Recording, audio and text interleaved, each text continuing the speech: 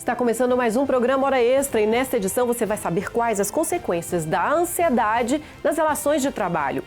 Em audiência marcada por emoção e nostalgia, ex-aluno leva tarefas para comprovar vínculo empregatício de professora com escola. E no bloco de entrevistas, o advogado Renaldo Limiro fala sobre a recuperação judicial do empregador rural. O Hora Extra está começando agora.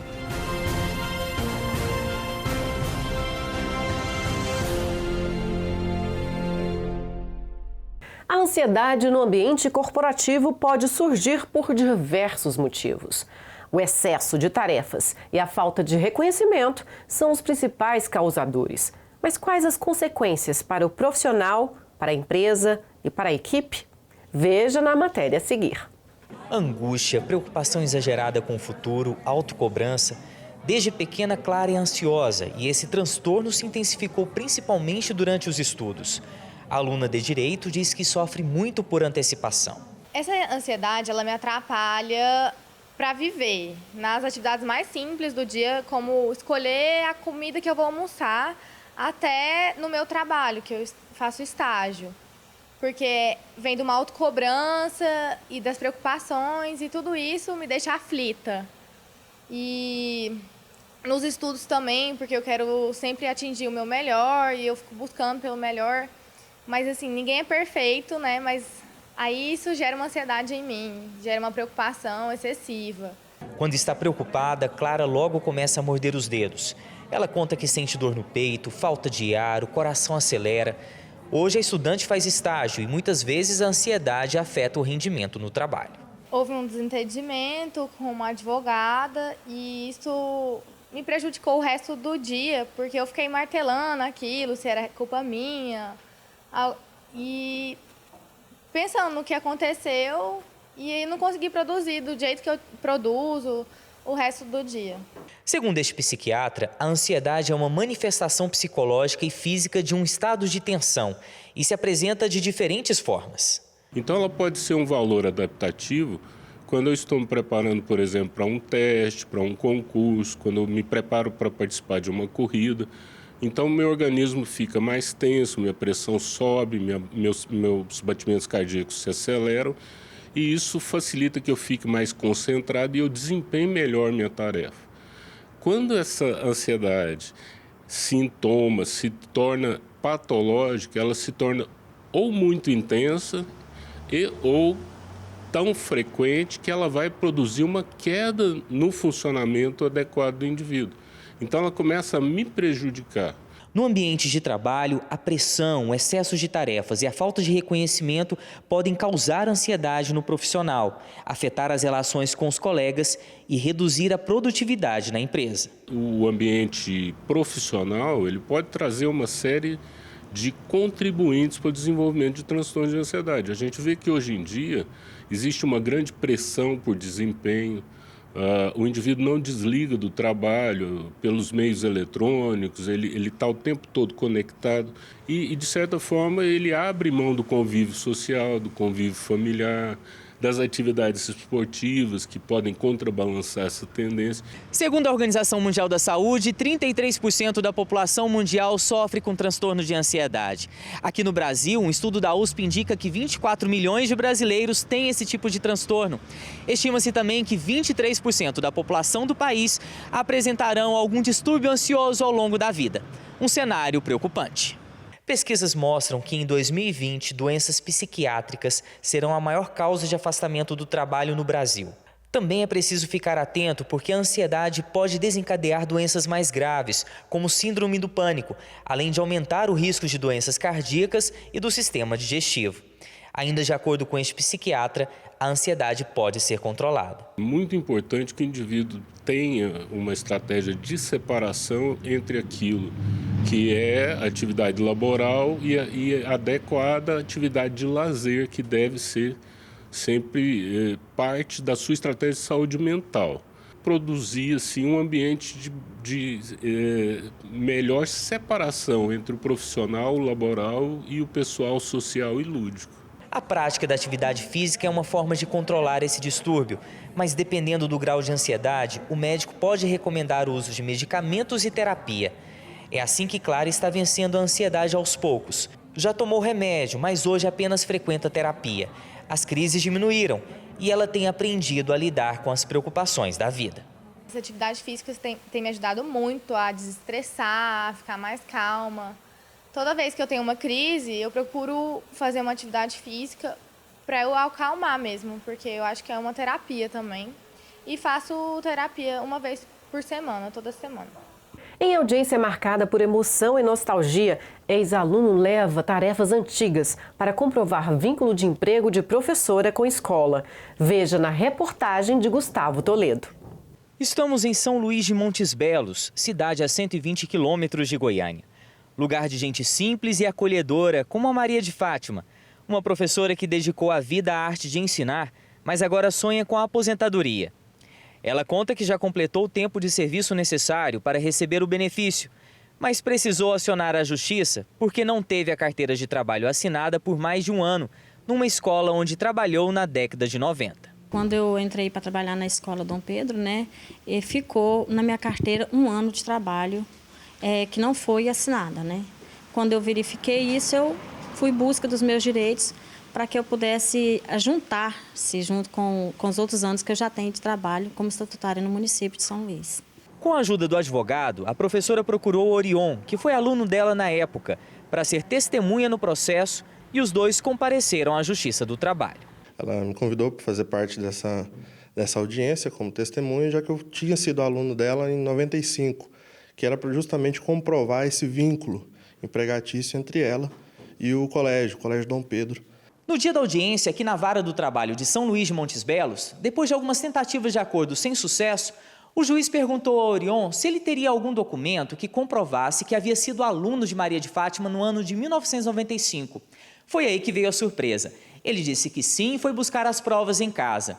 Acredita, enquanto muitos jogam fora, ele guardou as tarefinhas da época da alfabetização durante todos esses anos, o que fez toda a diferença e mudou os rumos do processo.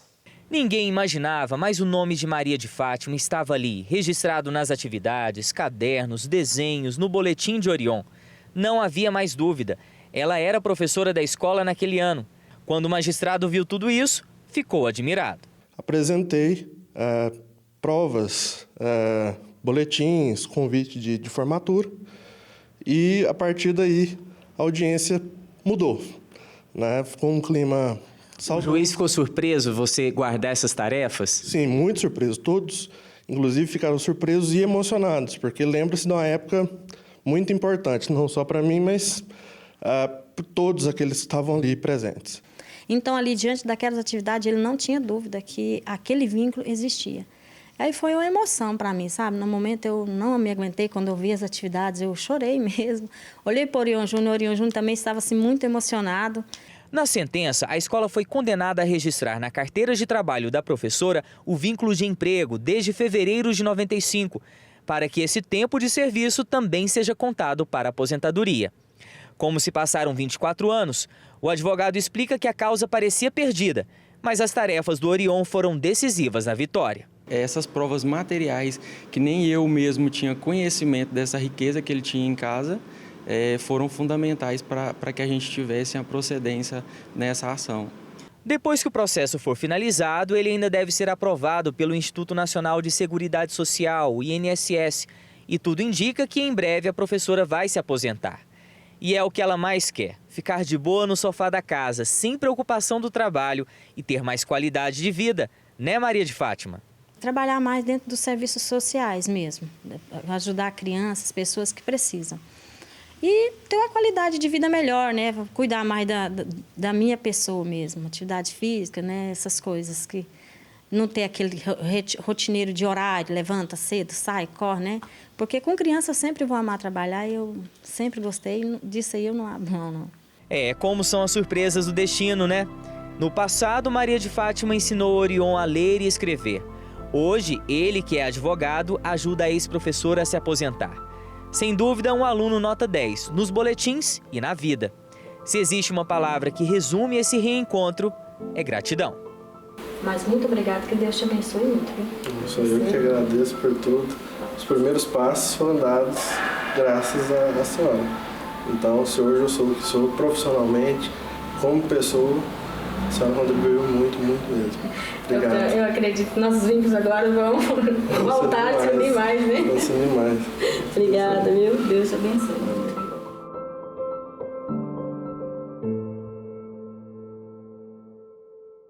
No próximo bloco, o advogado Reinaldo Limiro fala sobre a recuperação judicial do empregador rural. Não saia daí, voltamos já.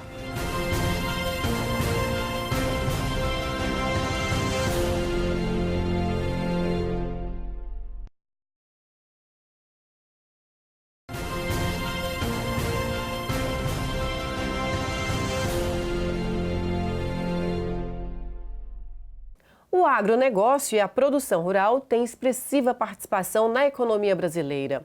Apesar da crise econômica enfrentada pelo Brasil nos últimos anos, o agronegócio vem crescendo. Somente em 2017 representou 23,5% do produto interno bruto do país. No entanto, o produtor rural está suscetível às dificuldades financeiras. É possível a pessoa física, produtor rural, propor ação de recuperação judicial? Sobre o assunto, nós vamos conversar hoje com o advogado Reinaldo Limiro, que é vice-presidente da Associação Comercial, Industrial e de Serviços do Estado de Goiás e especialista em recuperação judicial. Seja bem-vindo novamente à Hora Extra, doutor Reinaldo. Prazer é nosso. Doutor Reinaldo, o Conselho de Justiça Federal, em sua terceira jornada de direito comercial, editou alguns enunciados sobre a recuperação judicial do produtor rural. O que esses enunciados trazem de novo para o empregador rural? De toda forma, é uma simplificação na vida dos produtores rurais, tanto pessoas físicas quanto pessoas jurídicas. Porque o Código Civil, que é de 2002, determinou que para que o produtor rural, pessoa física ou pessoa jurídica, se igualasse ao empresário e à sociedade empresária, eles deveriam se inscrever na junta comercial das suas sedes. Mas a Lei 11.101, que é de 2005, veio e trouxe mais exigências, dizendo que essa inscrição nas juntas comerciais das suas sedes deveria ser de no mínimo 2 anos e a comprovação do efetivo exercício da atividade rural também por mais de 2 anos. Estes enunciados vieram agora e praticamente aboliram que esta inscrição nas juntas comerciais fosse de 2 anos para trás. Ela pode ser feita no dia anterior ao pedido, só que a comprovação do efetivo exercício da atividade rural pode ser comprovada por outros meios.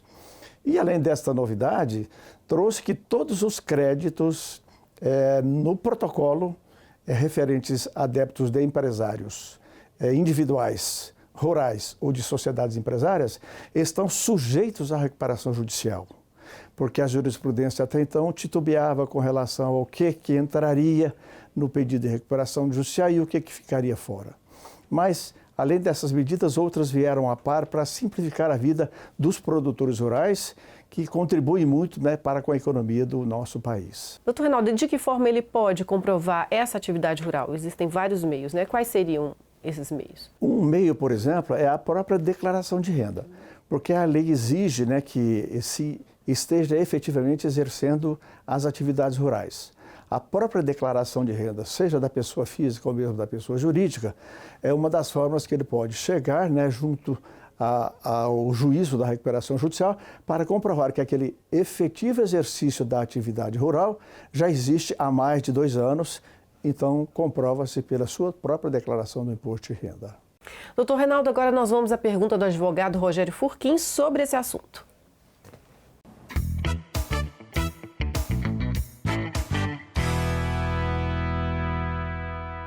Olá, doutor Reinaldo. Eu gostaria de perguntar o que a lei prevê em relação aos créditos do empregado rural no caso de recuperação judicial do produtor rural. E se eles têm as mesmas garantias de outros setores? Meu colega Furquim, exatamente isso que você falou. Os empregados rurais têm as mesmas garantias dos demais empregadores de todas as outras demais categorias.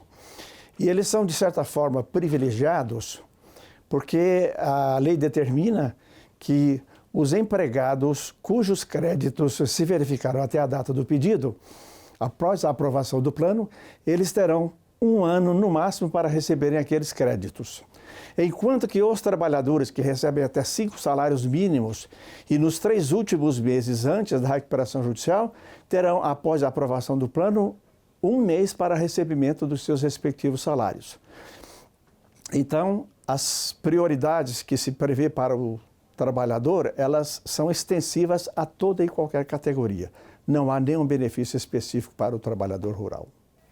Certo. O produtor rural individual ou familiar pode requerer a recuperação judicial mesmo que as obrigações tenham sido contraídas em nome de pessoa física? Sim, este é um ponto muito interessante que a jurisprudência dos tribunais regionais até então titubeava. Uns entendiam que se podia, outros entendiam que não se podia. Agora, em conformidade com estes enunciados, que eu ressalto os de número 96, 97 e 100, eles dizem que o produtor rural, tanto a pessoa física quanto a pessoa jurídica, podem requerer e colocar dentro da recuperação judicial todos os seus débitos, mesmo aqueles contraídos enquanto ele não era ainda ou produtor rural inscrito na junta ou sociedade empresária rural inscrita na junta. Então, todos os débitos na data do pedido podem sim participar da recuperação judicial e estarão sujeitos à recuperação judicial. Doutor Reinaldo, as alterações na lei de recuperação judicial nos últimos anos ajudaram as empresas a quitarem suas dívidas e a se consolidarem no mercado de trabalho? Houve muitas alterações, né? Principalmente em 2018. Né? É verdade. As leis que tratam da recuperação judicial, sinteticamente a Lei 11.101 de 2005, efetivamente trouxe diversos benefícios que contribuíram, sim, para que uma boa e grande maioria dos empresários que se submeteram à recuperação judicial se recuperassem efetivamente. Nós temos acompanhado aí muitos casos que ficam pelo caminho. Às vezes não dão conta por uma circunstância ou por outra, aí a recuperação judicial é convolada em falência e a empresa é liquidada. Todavia, apesar das dificuldades enfrentadas, apesar de que a lei precisa ainda de alguns ajustes para uma melhoria total, tem-se observado, sim, que desde o ano de 2005, quando entrou em vigor essa lei, muitas empresas conseguiram, através desses benefícios, se recuperarem e estão hoje ativas no mercado, empregando e produzindo rendas. Ok, doutor Reinaldo, nós vamos agora para um rápido intervalo. Hoje estamos conversando com o advogado Reinaldo Limiro, que é especialista em recuperação judicial, sobre as novidades na área em relação ao empregador rural. Não saia daí, voltamos já.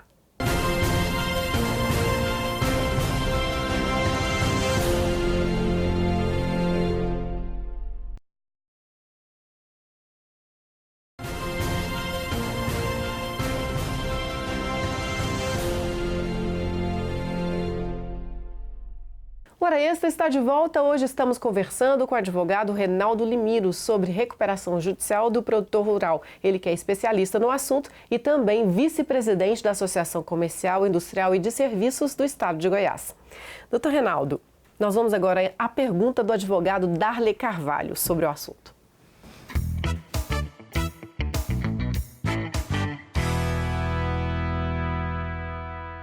Olá, doutor Reinaldo. Eu gostaria de saber se com a crise financeira no nosso país aumentou o número de pedidos de recuperação judicial. O Darley, boa pergunta. Aumentou sim, Darley. Infelizmente, a partir de 2014, quando da efetivação do incremento da crise, o pedido de recuperação judicial aumentou e as falências também aumentaram. Por que isto?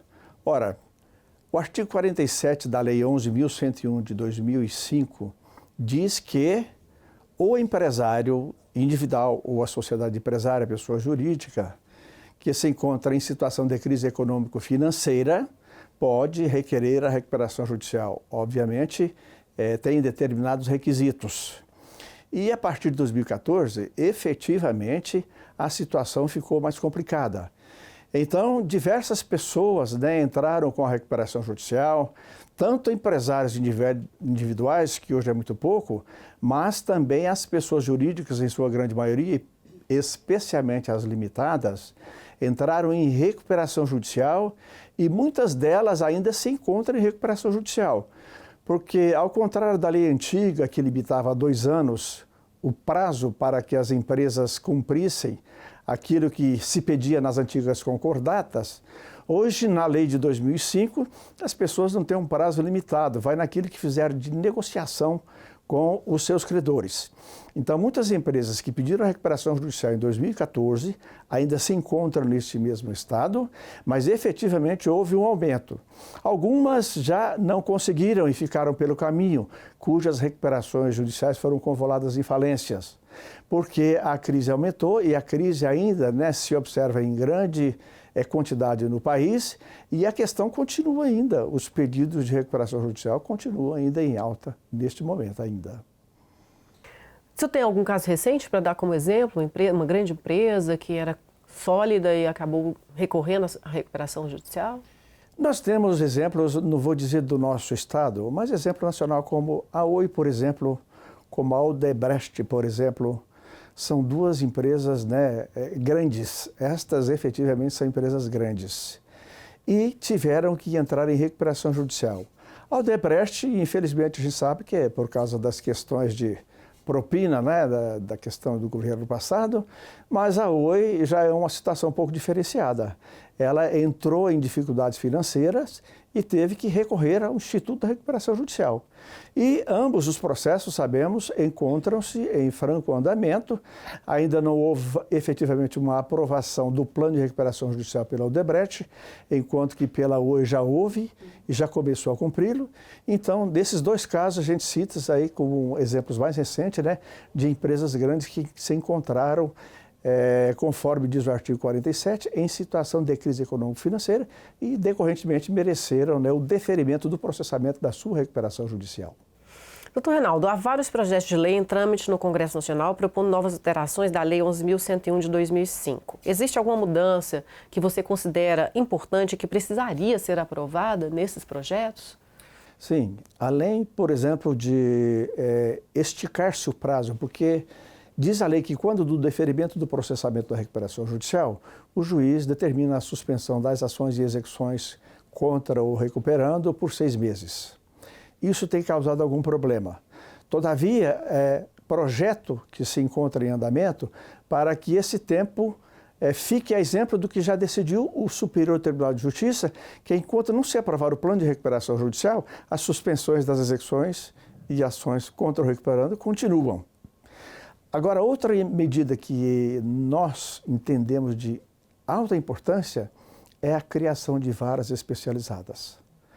Isto há um projeto atualmente correndo no Congresso Nacional, inclusive encabeçado pelo ministro Luiz Felipe Salomão, do STJ, em que prevê que efetivamente esta situação precisa ser uma das prioridades.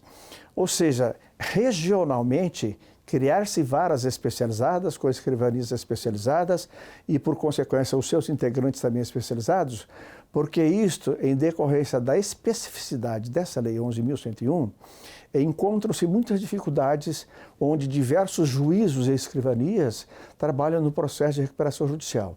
Então, diante do que ocorreu de 2005 até agora, estão entendendo, e é uma das medidas que vai ser efetivada, ou seja, a criação em regiões de varas especializadas para cuidar da recuperação judicial.